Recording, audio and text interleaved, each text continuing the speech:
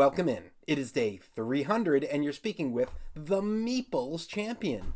That is right. It is day 300. We cannot believe we've gotten here. We've officially crossed one of the main digits, the 3, off of our goal of 365 straight days of reviews. And today, we're actually going to be going into another 3, which is going to be the third game in a series that I've been reviewing. Now, I've been going over a lot of games from this particular company. You've heard of the Architect of the West Kingdoms. You've had me go over a bunch of the Raiders of the North Sea, the Shipwrights. Today, we're going over the third game in the series, and it's called Explorers of the North Sea.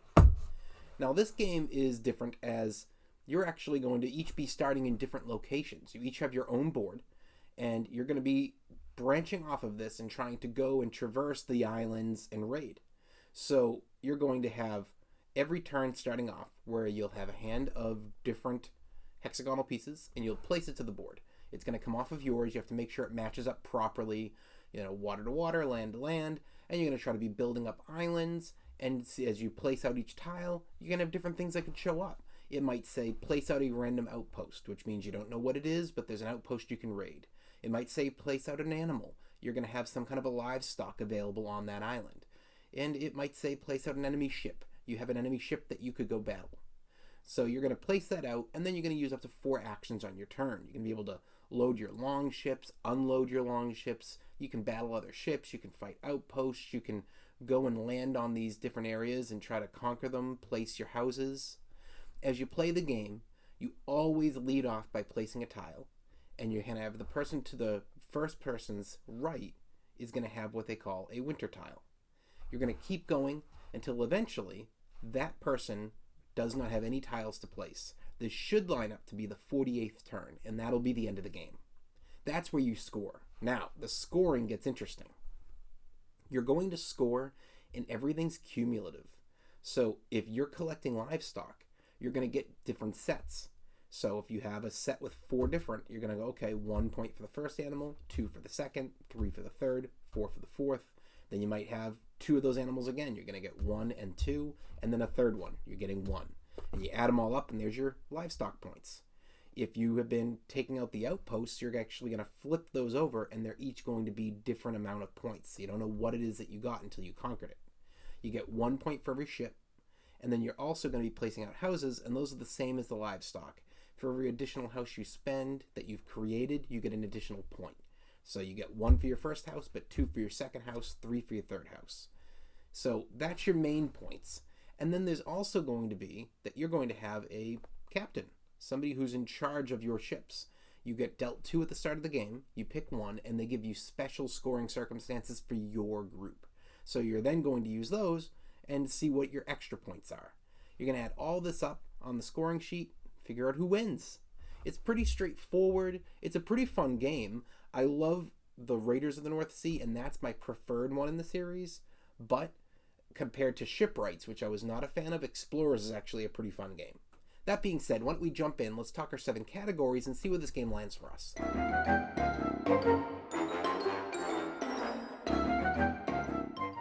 When it comes to the art, it follows right up with every game in this series, and as well as all of the Architect of the West Kingdom series. They're beautifully done. The boxes are great. The cards are great. The board is great. The art, huge thumbs up.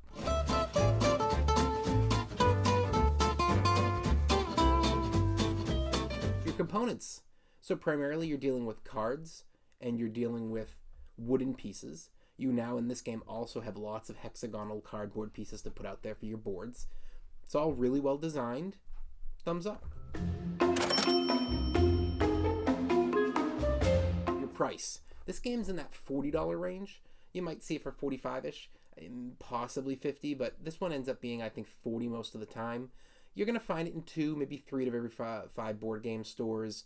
It's going to be found maybe not in a Target or a Barnes & Noble, but you'll find it in some random stores. You never know where you might kind of come across this one.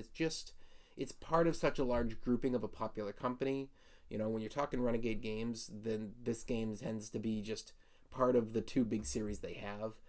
You also now have the South Tigers, obviously, that have come out. I haven't played those yet, but they just keep branching out with these series that are great. So I think this is one you might find outside of that area, and you're going to easily find it online. For me, it's worth its price. Thumbs up. Your difficulty. It's not one I would have a kid play.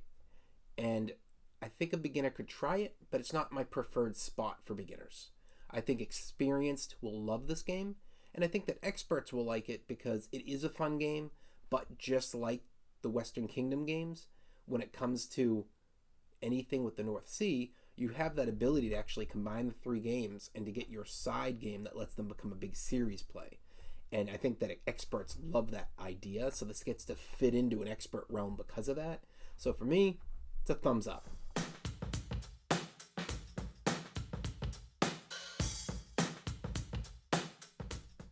Replayability. It's good. It's a good game. But it's not one that's wicked fast. It's going to take a little time. And it's not one that I'm going to pick over. I'm going to pick Architects. I'm going to pick Raiders of the North Sea. I'm going to pick Viscounts and Paladins all before this game. And that's not to say this game's bad. It's just those 4 games are solid. And I like them a lot. I'll pick Paladins, Architects, and Raiders as 3 of my preferred games. I think that Viscounts is good. It's better than this. This one's just a step below Viscounts. It's still very good. It's hard. For me, I tend to lean in the direction of playing Raiders a lot compared to all the rest of the games, and that's my replayability game. I just don't think this one has that, at least for me. If it's your favorite out of the series, then sure, you have a shot. But in general, I think these games are about jumping around and playing different ones, and only one stands out. And I don't think this will be the one to stand out for most people, so it's got to be a thumbs down on that replayability.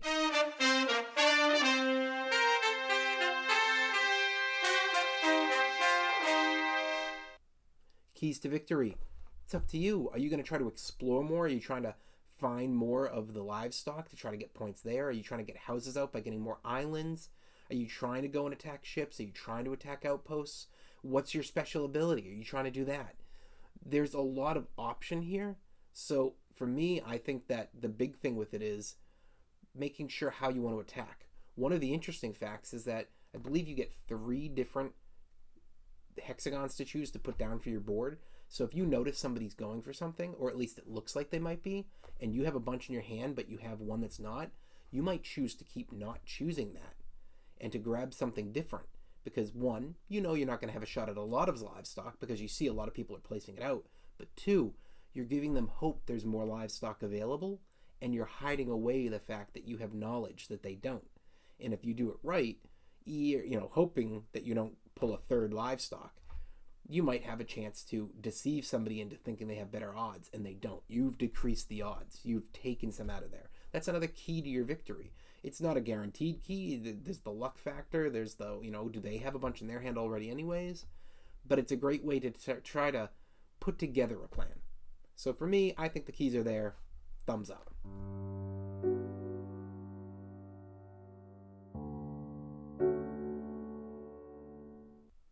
Is the game unique? The game's fun, but I don't think it's unique. 1, when it comes to its art style, when it comes to its pieces and all that, obviously it's just like the other 2 in this game, if not also like the West Kingdom games. I think a lot of that reflects. When it comes to the play style, I think that while it's not identical to Raiders, there is some similarities to what you're doing, to taking your Vikings and moving out, having them have to go out and attack and fight and gather resources. So in that way, it doesn't reflect. And then even if you want to go and take this and compare it to, say, Northgard. Yes, Northgard doesn't go into the water, but the idea of branching out, putting down a new piece of, like, that seems to be the same. I just don't think this game is quite unique enough for me. It's going to be a thumbs down. Overall, what do I think? I think this is a fun game. I think that if you're into this company and into these types of games, you'll like it. It's definitely one of the ones I'd recommend. Outside of Shipwrights, I recommend all the games so far I played from these guys. And outside of that, if you're looking for a game to enter in with, this might be a better one to try first to maybe see if you play Raiders and then there's a chance you may not like this because Raiders is better in my opinion. But maybe if I'd played this first, I would have liked this more. Sometimes an introduction game grabs you more and you think you like it more. So it's up to a bunch of ways with that. but this might be one worthwhile to enter with because it's a good game, but not a great game, and then it lets you have something to build up towards. Get this first. Go get Viscounts, and then try out Architects, and then try out Raiders, and then try out your Paladins game, and see if maybe you feel like you've grown instead of, oh, okay, that was good. But it's up to how you like to buy games, how you like to collect, and how you like to go through your stages. Some people like to come in strong, and they don't mind coming to a second game that's a little bit meh compared to it, as long as it's good. Well, it has been day 300, and we've been speaking about the game Explorers of the North Sea. And you've been speaking to the Meeples Champion. Like, share, subscribe, and check down below in the description. I'll be adding an Amazon link in case you want to get this game for your collection. And don't forget, check out Board Game Arena, where you can find me under the name The Meeples Champion, and you can always ask me to play a game or to friend me if you'd like for future games. I'm on there, try to be there at least once or twice daily, and hopefully I can try to connect with some of the community. Until next time, I'll talk to you tomorrow.